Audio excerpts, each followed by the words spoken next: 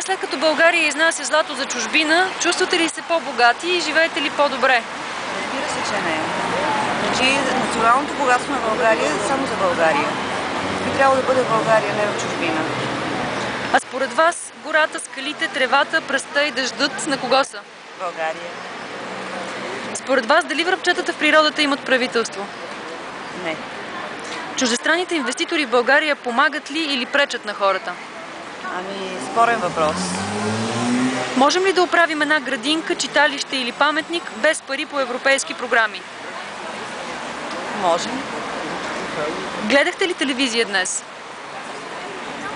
Като се прибера. Според вас на кого служат масовите медии?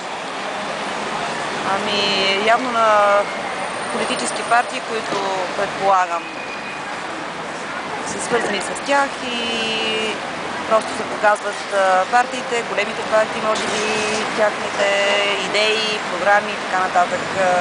Просто се използват един вид като буфер между народа и между партията. Може и малко по-високо да говорите.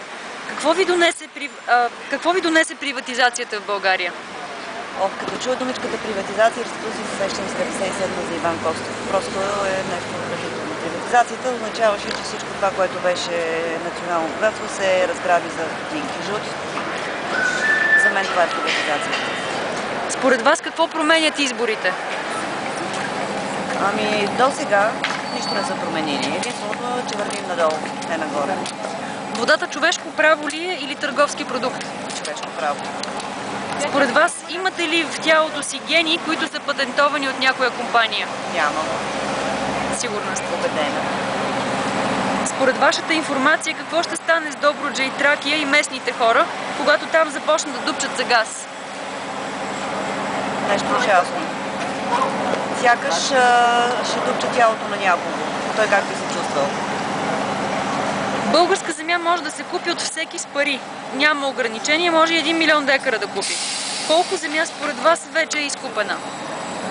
Ами, не съм в час точно какъв процент от земята ни е изкупена, но не е малък процент. Колко земя според вас? Извинявайте. Колкото това като информация, която се изнася в медиите. Колко земя според вас притежава най-големият земевладелец в България? Нямам идея. Но знам, че това са няколко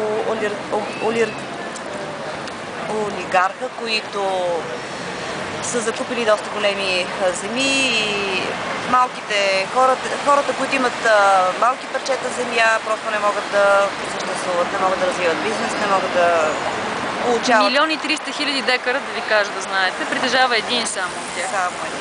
Да. Назовете цифра. Колко според вас губи България от това, че частни фирми добиват златото и още 40 ценни метала? Съжалявам, не съм Какво си представя? Но си представям, че е нещо огромно. Ами близо 2 милиарда лева, 2 милиарда долара на година. Губи България. Изтичат, да. Колко според вас са болни, колко хора според вас са болни от рак заради тези концесии? Процентът се увеличава все повече и все повече. Нямаме лекарства не само за ракови болните, нямаме лекарства дори за дечицата с по-редки болести. Въобще за хората с просто пари за болните в България няма. За някой друг има, ама не е за болните. За партиите има, но не и за болните. Да. Защо според вас детските учебници националните герои биват омаловажени? Ами защото българи се превръщат в малцинство, докато до сега сме били мнозинството, вече се превръщаме в малцинство. Мнозинството стават циганите и турците, за съжаление. Само една информация от днес, която разбрах, че 24 автобуса и 3 микробуса с нощи са пристигнали в Кърджали, за да участват на изборите в неделя. Не, че около 500 000 гласа се очаква от Турция да гласуват за ДПС. Това никак не е малка цифра. Плюс като включим циганите, съжалявам, че не ги казвам роми, но са цигани, като включим и техните гласове, какво остава за българите? Тези, които са отвратени от всичко това и не гласуват и не ходят да гласуват, и всъщност няма и за кого. Кое според вас е по-важно? Отвореният пазар и инвеститорите или интересите на народа? Интересите на народа. Благодаря ви.